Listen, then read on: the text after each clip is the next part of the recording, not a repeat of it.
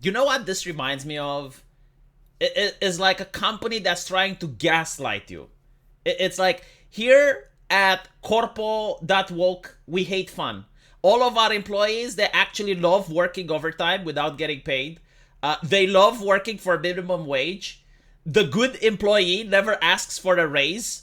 All employees respect their bosses. It's kind of like that. It's like you're being hit with a study that contradicts the real world. It contradicts what you're experiencing. But the idea is that if you do not agree with the study, then you're against the science. You're against Dr. Fauci. You are a troglodyte. You are an outlier. There is something wrong and pathological with you. You need to seek help. You need to seek help because as a teenage guy, you actually like some sex in your video games, right? And it's very interesting that they also showed this picture.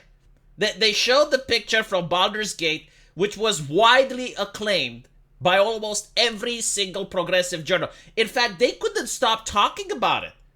That weeks on end, I have just seen article after article about how amazing, how perfect, how great this city is, and how Larian Studios had to hire voice actors in order to make the noises. And now it's the same company, it's IGN, that's coming out and is saying that, well, actually, this new generation of human beings are completely different. They just don't like to fuck. You know, like up until now, all of our ancestors, all of our family, everyone liked to reproduce. It's why we exist today. But this new generation is just a different type of human. It's just like completely opposite than everything that came before us. Press X to doubt.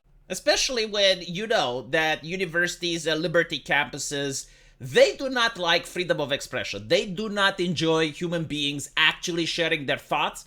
They are indoctrination camps. I mean, you can go almost everywhere on the internet, or if you happen to partake into one of these indoctrination centers yourself, you know that there's no free speech there. They have safe spaces. Like, they actively state that they have safe spaces. They have a way of thinking. And if you don't think like that, then you are a problem. So, I don't give a shit what these people have to say when they're surveyed. Go survey the actual human beings that live outside normal, healthy lives. Okay? Like, if you go to a rural community and you survey the Gen Z there, I am pretty sure that you may find different answers than the liberal campus. But you don't even need to do these surveys. You can actually watch the things that are popular.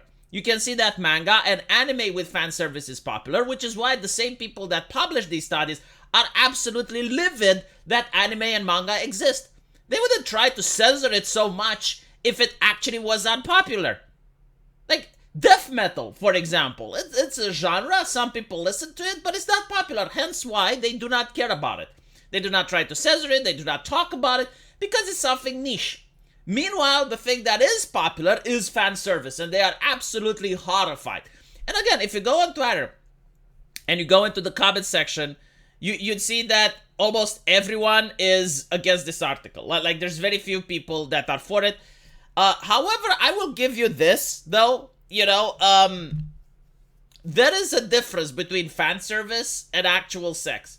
Like, if you look at most animes, that are, you know, for teenagers, and especially the ones that Gen Z is watching, you will notice that very rarely do they have sex in. Like, sure, there are a couple of genres, and you have Redo of Healer, and some outliers, but overwhelmingly, most animes do not have sex. In fact, they rarely even have kissing scenes in it.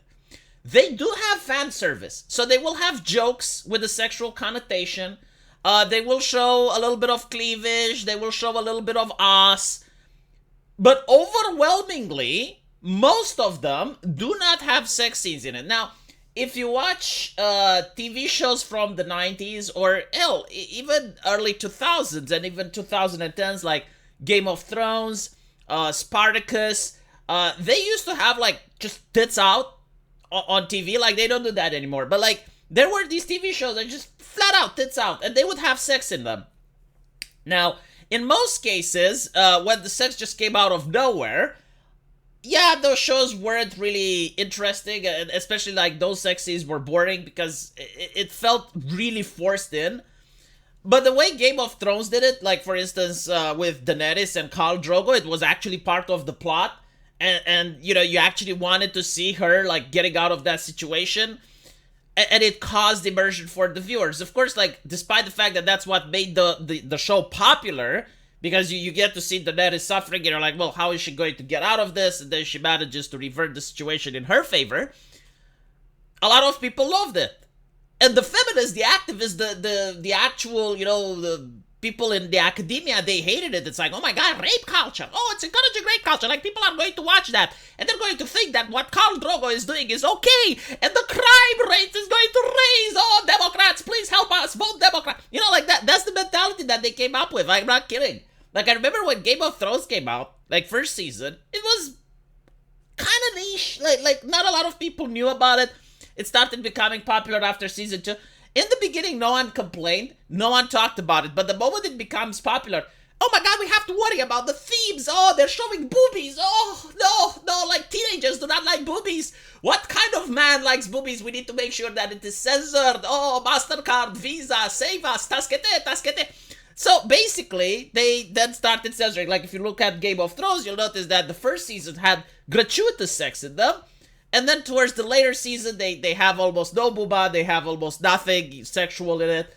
And it's the sanitization of the thing, I suppose. Was that better though? Like which seasons are better?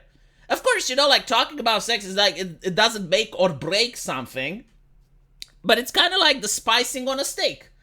I mean, sure, you can enjoy the steak raw, but a little bit of spicing here or there, especially if the seasoning is done properly, it can actually improve the quality of the thing.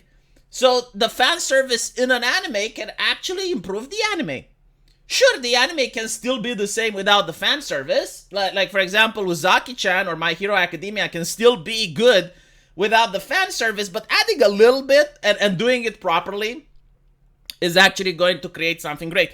Now I also seen an article, and I'll probably make another video for it. It is a fellow game developer that showed it to me. It's from Hungary, and they have like their own game journalist, their own publication.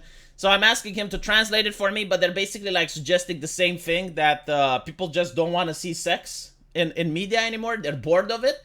And I'm thinking, yeah, they must be really bored of it, because they keep buying manga and anime. And it's not just like buying the actual thing. Like when you see a person with a t-shirt, how likely it is that it's a Western thing that they have on the t-shirt, like a Marvel superhero or you know, a Baldur's Gate character, versus an anime girl or something from anime. Yeah, people are clearly bored. Yes, I do think that this new generation of human beings, Gen Z, is so different than everyone else. It's why VTubers are popular. It's why if you go on Twitch, some of the top-rated channels are from e-girls that do nothing but lewd content and ASMR. It's why OnlyFans is so popular. Yeah, it's probably because Gen Z want to see less sex. Yes, clearly. Thank you. I'm really glad we have this study. Let me know what you guys think, and as usual, I will see you in the comment section. Take care.